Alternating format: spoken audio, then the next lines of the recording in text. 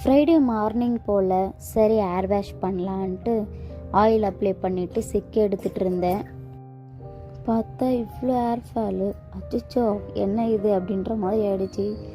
எடுத்து பார்த்தா இந்த அளவுக்கு கம்மியாக தான் இருக்குது, பட் எனக்கு இது அதிகம். ஏன்னா ஃபாலே இல்லாமல் இருந்தது எனக்கு.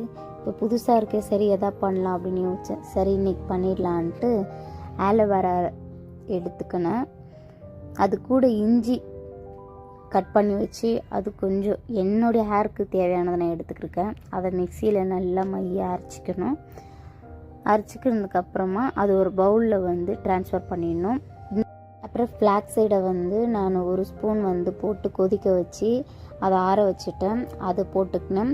நெக்ஸ்ட்டு வந்து விட்டமின் டி கேப்சூல்ஸ் இருக்குது, அது ஒன்று எடுத்துக்கிட்டேன் நான்.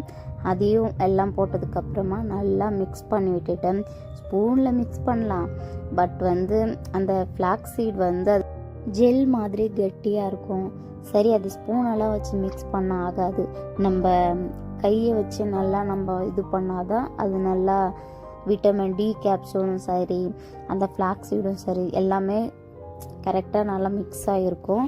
அதுக்கப்புறம் அதை வந்து ஹேரில் அப்ளை பண்ணி நல்லா நம்ம ஸ்கேல்பில் நல்லா படுற அளவுக்கு உள்ளெல்லாம் நல்லா நான் மசாஜ் பண்ணிக்கிட்டேன்.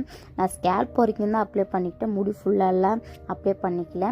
அதுக்கப்புறமா ஹேர் வாஷ் பண்ணிட்டு வந்துட்டேன்.